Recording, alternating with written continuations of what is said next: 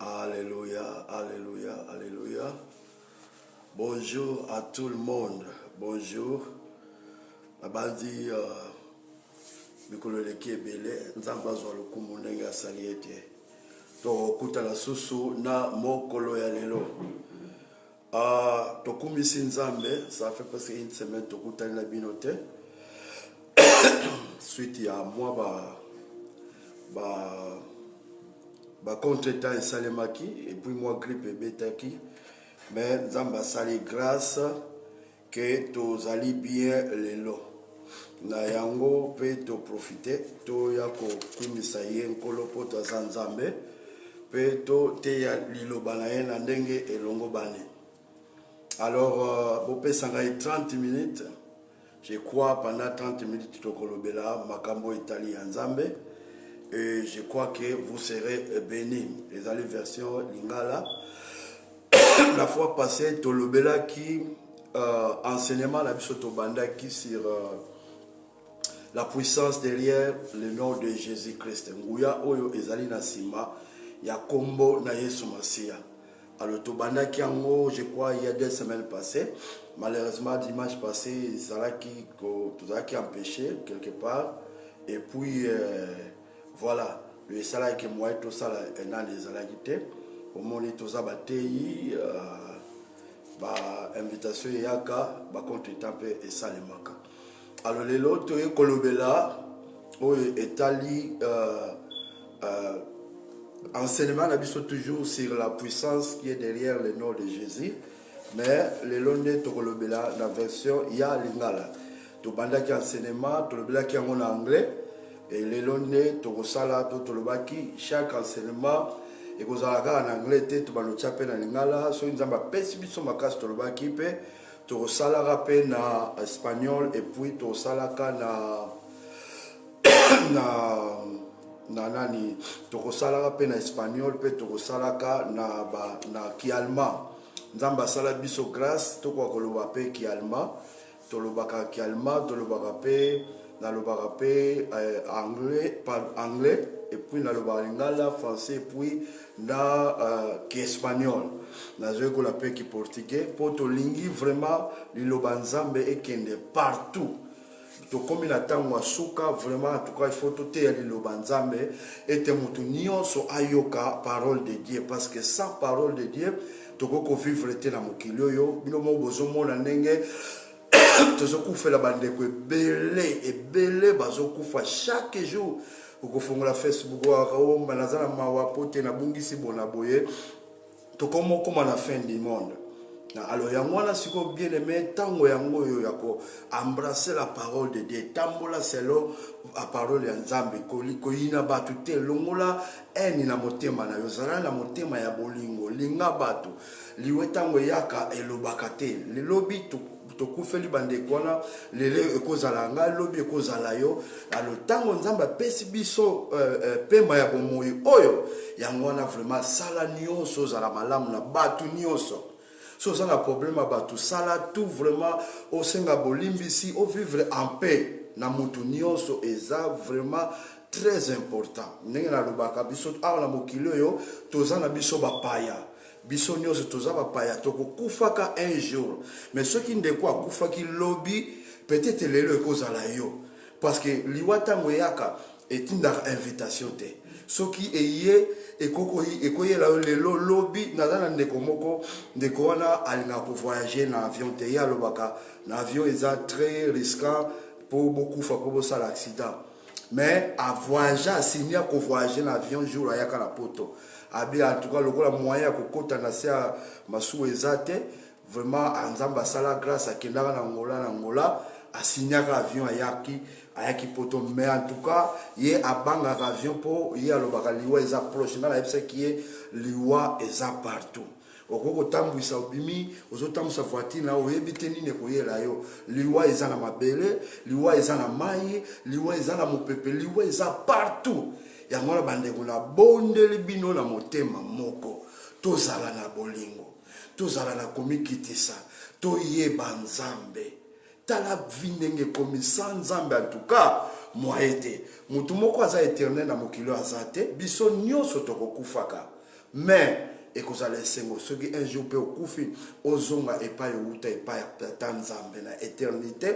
okende na lola ekozala bien esengo rendez-vous ya biso nyonso toyebani na mokili awa ke nga nayebi ndeko etel lobi mpe tokutani na lola en tout cas ekozala esengo bisango mokili eza nango na suka te eza bien ntango oza na mokili olia bien omela bien olata bien me kobosana nzambe te kobosanaka nzambe ata moke te olamuki na ntongo loba merci seigneur naza na bomoi oyebi pourquoi obombi nga nazala vivant éviter baproblème na bato basi ya bato kozwa te mbongo ya bato koyiba te so oza na baniongo futa bien-aimé sala nyonso ovivre en paix avec tout le monde. Amen.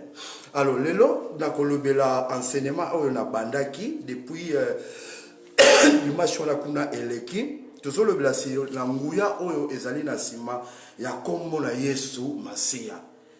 Nguya oyo puissance qui est derrière le nom de Jésus-Christ.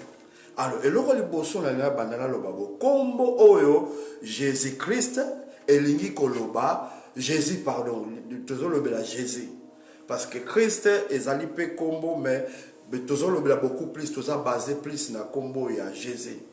Kombo oyo Jésus elingi koloba sauveur. Ezali ba discussion moko vague moko ya ki dernièrement ba ne o toleka babane kolobela sur ko ba discussion ekota ki sera le nom de Jésus ba te belé bazoloba kombo Jésus eza sous na modité eza kombo eza démodé pour le moment kombo bazobenga eza Yehoshua Hamashia. Yehoshua Hamashia. Na lingina préciser bien de koyokanga. Kombo oyo Yehoshua Hamashia ezali na hébreu. Ezali neti biso na kikongo tolobaka Yesu Masia. Na kikongo tolobaka Yesu Masia. Na français tolobaka Jésus-Christ. Baluba bamususu ba yangabita bamususu balobaka bakomekomba ngoka kawane lingoloba Yesu Masia. Donc kokabolate Yehoshua Hamashia na Jésus-Christ ezali ndenge moko ezaka kande hébreu. Donc mutu moko ta koyebisa yo non kombo Jésus yango lisusu te mikolo ezali Yehoshua ya Hamashia ezali lokuta ezaka ka kombo moko azoloba ngonde na ki hébreu. Biso ba Kongo tozana ko ndenge tobengaka Yesu Kristo na lingala to bilobaka pe Yesu Kristo. Donc chaque langue bazana ndenge na bango babengela me kombo ezaka ka elingi koloba sauveur. Donc okabola yango te. Jésus elingi koloba sauveur. Alors, na lingi olandanga bien pour comprendre ce qu'on comprendre était introduction autant on la kokoma na suka moyo comprendre bien exact. Alors, Yesu Masia o azali sauveur. Ongana yo tokuma melaka, ongana yo to adoraka. Avant abotama na mokili oyo ya kimosuni lokola yonanga nzambe oyo tobengaka Elohim, le créateur o asala likolo na se amona ki tango a travaillé mingi na ba prophète nyonso mais ezalaki moyen ya ko racheter mutu na maboko ya Satan ezalaki te esengelaki il fallait ye moko ya nzambe ayamenaki mosuni boye lokola mwana na ye Yesu Masia. Mais avant maintenant Yesu aya na mokili oyo tata nzambe le créateur abandaki déjà koloba na minoko ya ba prophète venu à Jésus-Christ. Donc avant Jésus abotama na mokili oyo Dieu le créateur a komaki déjà koloba ko annoncer na minoko ba prophète que sauver moko azoya ko sauver mokili oyo azali ko ya ko racheter mutu na maboko ya Satana pote azongisa ye na maboko ya Nzambe. Alobaki na nzela ya prophète Esaïe soko tali na Esaïe 7 verset 14 ezolobela ngo so tali pe na Esaïe 9 verset 6 bazolobela sur Jésus-Christ. Ba prophète ba lobi que non mwana moko akoya Bible ko tezoloba un enfant nous est né un fils nous a été donné. Bazolobela boy tant bazoloba enfant nous est né bazolobela Jésus mais le fils bazo le bela Christ wana to ko expliquer yango peut-être après. Alors ba prophète baloba ki no sauver moko akoya ko sauver bana na Nzambe akolongola bango na maboko ya Satana mais bakombo nyonso bapesi kombo ya Emmanuel ngolo ba Dieu parmi les hommes et puis ba décrit trône na ye pérenne na ye ekozala na suka te. Ba décrit yango na Esaïe 9 6 et puis Esaïe 7 14 et puis bapesi bakombo ebele o bakobenga mutongo sauver yango o yakoya. Mais tango na tangi Biblia na moni parmi bakombo nyonso o balobaki na Ancien Testament kombo Jésus ezate. Nzambe azui kombo ya Jésus asali nini abombi. Apesi ba kombo mususu o bakobengela ka Jésus mais kombo Jésus na Ancien Testament bien aimé ezaku tout et existate na Ancien Testament. Balobi akozala sauveur akozala bakobenga Emmanuel o ngolo ba Dieu parmi les hommes mais en tout cas batiko lo ba kombo ya Jésus te. Na lingola nanga bien. Kombo oyo ya Jésus on a lingala to bengeli Yesu soko tangi na Biblia avant la naissance de Jésus ou bien na lobakaka so tangi na Biblia na Ancien Testament okomona ka jamais esika bakomi ke mutu moko azala kombo ya Yesu Masia.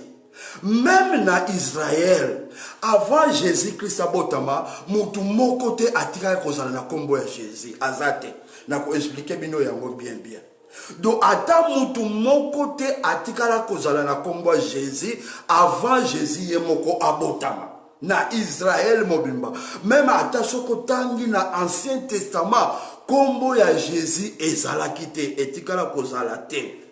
Mais ezala batu oyo bazalaka aleti ba prophète pe na Ancien Testament na kata Bible bazalaki na ba kombo mais ba kombo ngo esalaki nete koka no on a lo ba meaning na anglais ba définition ya ba kombo ngo ezali ndenge moko na définition ya kombo ya Jésus kombo na ye elingolo ba sauveur so tangi pe na Bible mutu lokola Josué pe kombo na ye elingolo ba sauveur. Mais puissance na ba stima ba kombo na eza différent. Josué azalaki sauveur tango Moïse akufi esengelaki mutu moko azwa bana Israël a sauver bango akotisa bango na terre promise. Ale yango wana Josué ndi azwaki musala wana na Ancien Testament yende azalaki sauveur Moïse ayeko libérer bango. Mais mutu oyo esengela ka kotisa bango na terre promise ezalaki Josué pe kombo na elingi koloba sauveur na lingi bolanda ngo bien mais kombo ya Jésus dans l'Ancien Testament avant la naissance de Jésus dans l'Ancien Testament partout même na Israël mutu moko te atikala kozala kombo na kokota ngo dans la profondeur comme ça, n'a expliqué yango bien. Pesanga 30 minutes bien de mena kosé ça. Alors, na tangwakala et bando zala ndenge nini. Même na Bible, ata même na tango bakoko na biso, babanayi kopesa bakombo bipesela te. Lelo ekoma batu bakoma kopesa ka bakombo bipesela, omona ka ngana za soki nani, basino moko tango mususu ezanga na ngotina, oyebite bien aimé elingi koloba nini kombo parce que chaque kombo na sima kombo ezalaka na puissance moko ezalaka na sima kombo ndenge bato balobaka kombo elandaka soki oboti mwana na opesi kombo mampasi biso toza bakongo mampasi ngoloba mutu apasi aloko kamwa pete soki mwana botami mona kaka bapasi na bapasi pourquoi parce que kombo elandaka. Nazala ndeko moko azaki musicien abando yembela Nzambe tango akoli kombo na ye ezalaki bien te kombo na mwana loba ngo ezate po bo comprendre mais kombo na ye elingai koloba mutu ya kufa ayembeli Nzambe tango Nzambe apesi révélation kombo na bi moyen non il faut la changer lelo to solo ba kombo échangea akoma kombo ya mutu oyo azana bo moyi. Peut-être que nous supposons comprendre. Alors même dans l'Ancien Testament, dans la carte Bible, il y a batu nyonso bando pesa bango ba kombo selon ba mission la bango la mokilio. Donc na kombo na mission e bandai ko balana yango bien aimé talaka bien kombo nini oyo bapesa yo ezali très important oyebaka ko signification ya kombo na yo yango nozomona ata na Biblia nzambe na Ancien Testament abando sala nini soki aye epa ya mosali na ye prophète na ye abengi ye alinga tinda ye akokisa mission na ye oyo atinda na mokili oyo mais soki atali kombo ya mutu yango ezokokana te na mission oyo apesi akochange kombo na ye akochange yango ozomona mutu lokola Abraham kombo na ezalaki Abraham te kombo na ye ezalaki Abraham engoloba père élevé. Mais tant que Jésus a dit que Nzamba ye na vie na ye abi na lingi na pambola mabota nyonso mokili oyo bako pambola mananzela na yo il faut comme père de multitude a changé kombo apesi ye Abraham engolo ba père de multitude ndenge moko pena Sarah changer comme prince noble pour kombo il fallait ekokana na bisika oyo abale kokumba bango a changé kombo après apesi mission ekokisani. Tango anja kutani na nani na Jacob babundi na anja butu Jacob anja tuniye yo kombo nani wo kombo na Jacob kombo Jacob ngolo ba kombo ba mibi ba farceur esika na kumba yo nazo tombola yo mais kombo oyo ekokokana te na ba place nazo kombo il faut na changer kombo à partir de lo kombo na yo ezali susu Jacob te okomi Israël. Même Jésus tango kutanina azozwa ba disciple akutanina Pierre alobi yo kombono na no kombola nga Simon nazoluka disciple moko na nzela na ina kopesa fungola ya église mais kombo oyo eza yango te il faut na changer kombo à partir d'aujourd'hui kombo na yo ekomi Pierre Pira Cephas Rock Libanga alors na libanga onde nga na kotunga l'église nanga à partir de lelo comme on fait ça nini il faut changer alors bato belé na Bible nzambe changer ba kombo la bango selon ba mission la bango nzambe apesa bango. Alors là je veux dire que il faut vraiment qu'on fait attention na parmi ba kombo oyo za nango. What is your name? Tala bien kombo na yo ezali nini, c'est très important. Dans l'Ancien Testament, même back in the day, na mboka na biso na village na kala, même dans l'Ancien Testament, tango bazo nommé bato, bazo nommé selon ba mission, et puis tango msumo na mutu moko avant botama ba pesi ye kombo ya koko moko akufa kala. Koko moko azalaki moko duke the chief of the village mokonzi ya mboka ou bien azalaka chef ya famille mais walobi que no mwana o azobotama to pesa ye kombo oyo pourquoi baba na ko pesa bato ba kombo ya mutu o déjà akufa kala pourquoi na lena pesa bino trois raison ya liboso mwana o azobotama bazopesa kombo ya mutu koko akufa kala pourquoi parce que pour la remembrance of the person that is already dead pour na kokanisa mutu oyo akufa kenyo batrasi na ye ebunga te na mokili oyo ya mwana siko efoto pesa mwana o azobotama kombo ya koko na biso akufa kala comme ça to bosala kaete to koko mona koko wana na nzela ya mwana oyo. Deuxième raison pour être bapesaka mwana wana honneur pe respect pe dignité ya koko oyo ya kufa na ekana à partir lokola bapesi ye kombo ya koko wana mwana ngo pe il faut bapesaka be nano mona te eza bana moko na famille vraiment okobeta ye te mwana moko ya moke azokola mais asoka atumboli so me kobeta okumbi ngambo na bapara d'ailleurs kutu babengaka ye kaka koko obe babengaka ye noko babengaka ye te na kombo na ye normalement ka wapi noko aza wapi noko aza wapi bapesa kombo noko la bango akufa alors respect oyo bando pesa noko na yango pe bando pesa pe na mwana. Troisième raison pourquoi babandai ko nommer bato omona mwana nana botami te me bapesa kombo ya noko ya koko oyo akufa pourquoi troisième raison bando zala pour ba permettre na esprit ya noko oyo si akufa déjà esprit na s'incarner na vie ya mwana oyo azala na libumu n'habite sur besoin comprendre moi na abota mais azamona muke mais à esprit oya koko ekufa ezali na capacité et s'incarner na moi na oya abota mais pourquoi na nzela ya kombo oyo ba pesa ye. C'est pour cela bien aimé très kopesa ka bana na ba kombo kaka bi pesa la te kombo elandaka. Donc ce que moi na ozo pesa kombo oyeba pe kombo na elingi koloba nini. Ba problème mususu pe tozala ngo na vie na biso eza pe ba kombo oyo ba pesa biso. Donc là il faut vraiment attendre au copier kombo ya Amérique oyo nani yeba pe kombo na elingi koloba nini ezali très important. Alors tolobela ki boye que dans l'Ancien Testament ezala batu oyo bazaki na ba kombo ezalaki na ba signification ndenge moko na ya Jésus mais ezalaki na ba pouvoir ndenge moko te. Alors pourquoi tozolobi que ezala batu mususu bazalaki na ba kombo ndenge wana na l'Ancien Testament mais na ba puissance ezalaki ndenge moko te parce que ezala batu oyo mususu nzamba utiliser na l'Ancien Testament ba prophète bazalaki neti ba type ya Jésus. Donc net ba genre Jésus mais bazalaki ba Jésus te. Ce qui te suit net to banda lokola na Adam oyo premier fils première créature ya Nzambe oyo asala na mokili oyo babenga ka premier Adam oyo c'est que a désobéi qui na jardin d'Éden mais Jésus-Christ na Nouveau Testament bazo benga le second Adam. Donc premier Adam azalaki deuxième Adam azalaki premier Adam aye ko bebisa na mokili oyo mais deuxième Adam aye kozwa siko ko bongisa mokili abenda biso bana na Nzambe tolongwa na maboko ya Satana.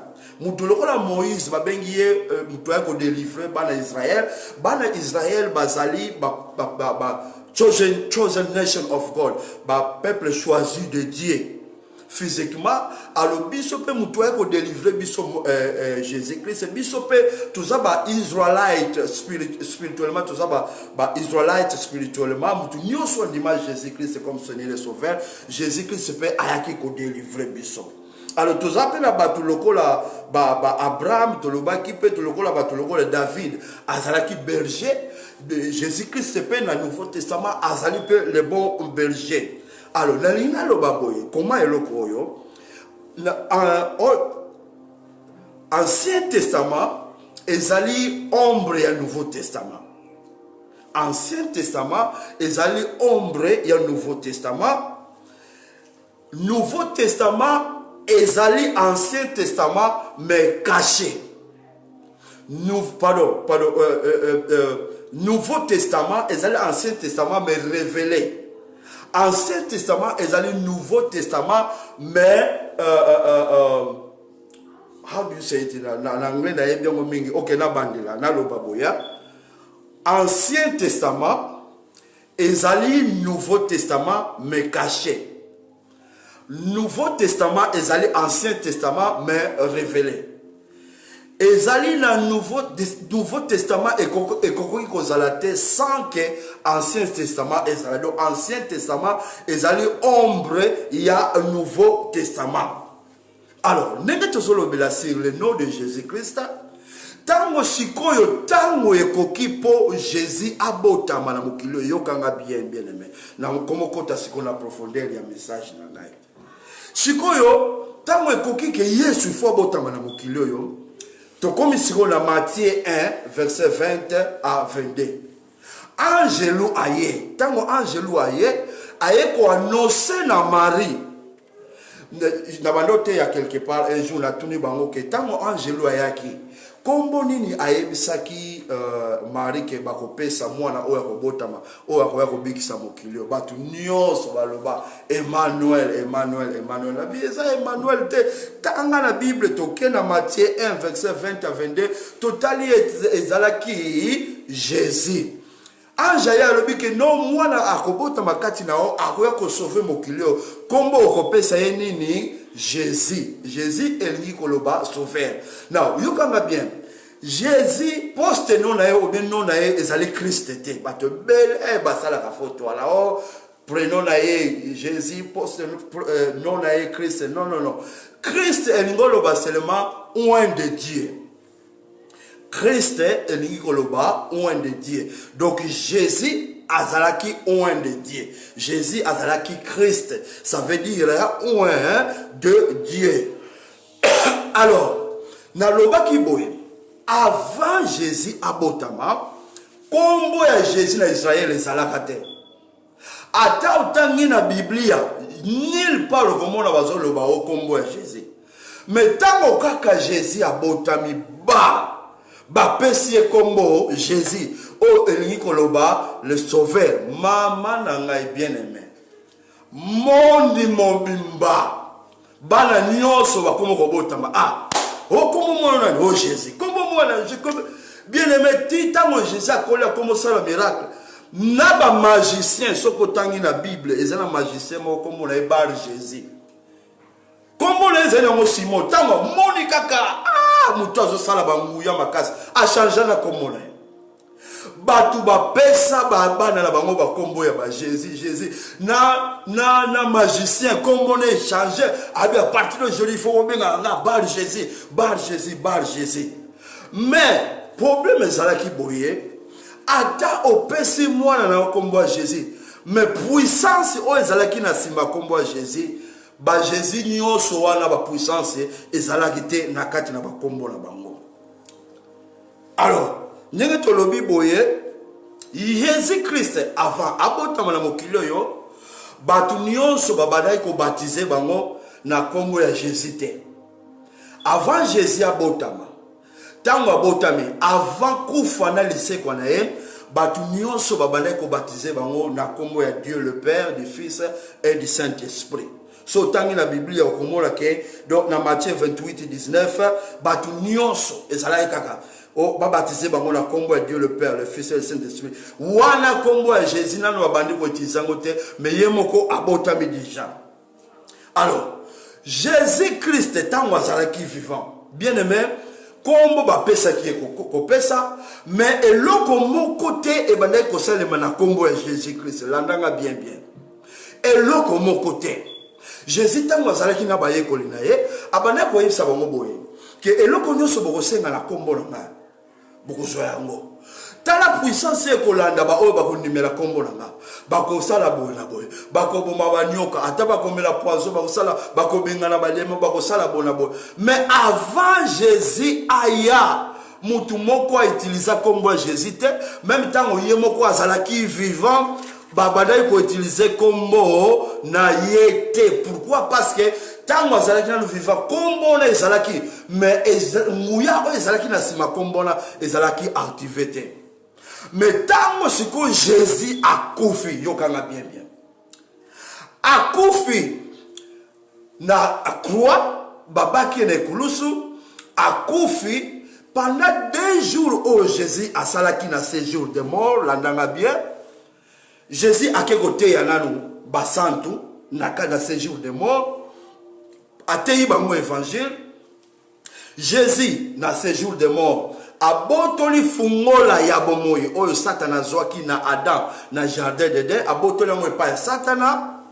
Et puis Jésus Christ na séjour de mort a sali spectacle bien-aimé à détruire puissance ya ténèbres. Donc a sali massacre na monde ya ténèbres a bebisi misala na bango nyonso. Bible lobi a désarmé ba démon nyonso a sali spectacle public do bango nyonso ata mutu moko te akoya ko telema na Jésus. Donc en d'autres termes abeta bango kuba oyo kaka kuba. Jésus na séjour de mort abimi vainqueur.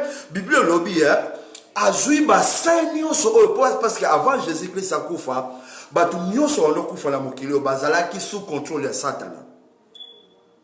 Après tant Jésus azui fungola ya vie na ya kufa na bomoi Bible lobi tango asekui na ba saint nyonso oyo bakufa avant ye o bazaki sous contrôle ya Satana. Batu bamoni bango na misu boye bazalaki transféré bake maintenant na place babenga la Saint d'Abraham, lieu de repos. Yokanga sikoyo siko tango Jésus asekui apesi nguya sikoyo epai ya badisciple na ye. Bible lobi na acte 1:8, Saint-Esprit ekiti tango ekiti epesi nguya sikoyo na badisciple ya Jésus. A partir ya wana mutu nyonso oyo akoki ko utiliser kombo ya Yesu. Comment Jésus est accompagné dans le miracle. Mais avant la mort et la résurrection de Jésus-Christ, comment Jésus est accompagné dans le pouvoir, mais il a activé. Donc la mort et la résurrection de Jésus-Christ a activé la puissance qui était derrière le nom de Jésus-Christ. Batu bakomi ko baptiser batu au nom de Jésus-Christ. Et ça les suscité au nom du Père, du Fils et du Saint-Esprit. Batu bakomi ko bengana batu, bakomi ko bengana ba démon pardon au nom de Jésus-Christ. Yangwana sikoyo écriture autopécie bino na Philippiens 2 verset 8 à 11 zolo baboy. C'est pour cela Dieu l'a souverainement élevé. Lui a donné un nom qui est au-dessus de tous les noms.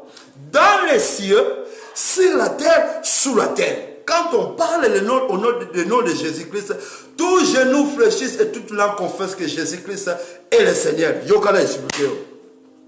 Pourquoi Bible est précisé que dans les cieux, sur la terre, sous la terre, pourquoi Bible est que non, comme ya Yesu et tombo na likolo, na mabele et puis na sa mabele. Pourquoi? Parce que na likolo kuna ba esprit bazalaka.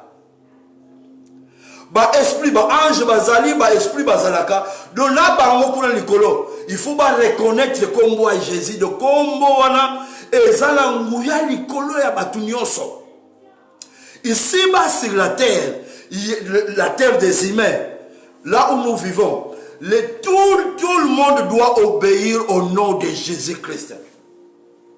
Sous l'eau il y a des esprits, il y a un autre monde là-bas. Donc même là-bas, les gens, les esprits là-bas doivent obéir au nom de Jésus-Christ. C'est pour ça que la Bible dit que dans le ciel, sur la terre, sous la terre, Jésus-Christ est le vainqueur.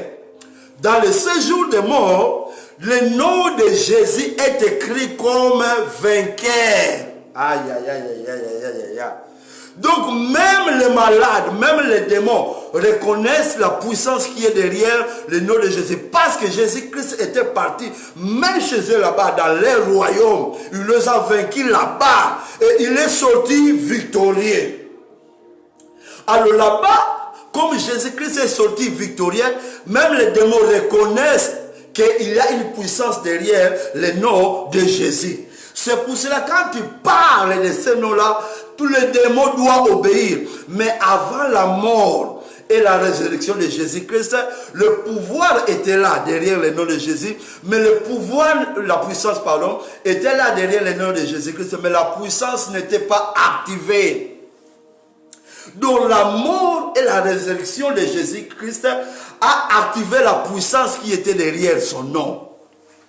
C'est pour cela maintenant, un chrétien qui a accepté Jésus-Christ comme Seigneur et Sauveur, quand il parle de ce nom-là, ils doivent obéir parce qu'ils connaissent. Parce qu'ils connaissent. C'est pour cela, c'est très important. Je vais vous donner la nappe semino, quatre choses.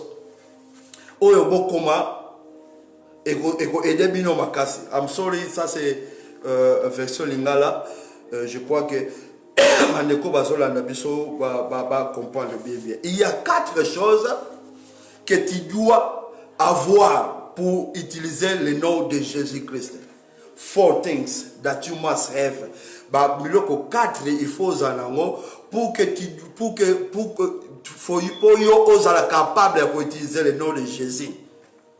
Bien-aimé, keba ko utiliser le nom de Jésus-Christ so zana biloko quatre ote. N'utilise pas le nom de Jésus-Christ si tu n'as pas ces quatre choses-là que je vais te donner maintenant. Do not use the name of Jesus if you don't have those four things that I'm going to tell you. La première des choses pour utiliser le nom de Jésus-Christ, pour que ce nom-là puisse t'obéir, tu dois avoir une relation personnelle avec Jésus-Christ. C'est très important. For you to use the name of Jesus, you must have the closest personal relationship with Jesus, with God. It's very important. Ça, c'est la première chose. Deuxième, tu dois être rempli du Saint-Esprit. Il faut full kisama na molimo mo santo. You must be filled with the Holy Spirit.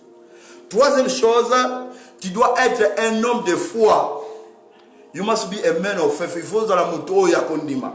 Parce que utiliser le nom de Jésus, ça demande la foi. Si tu n'as pas la foi, nothing is going to work. Et là, comment ça le matin?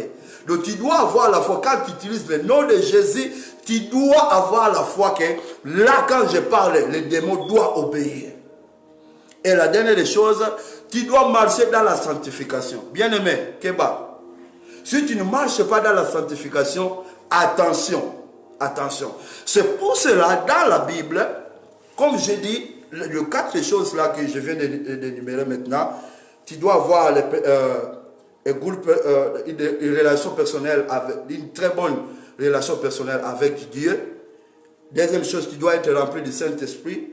Troisième, tu dois être un homme de foi. Et quatrième, marcher dans la sanctification. Pourquoi? Il y a une histoire dans la Bible.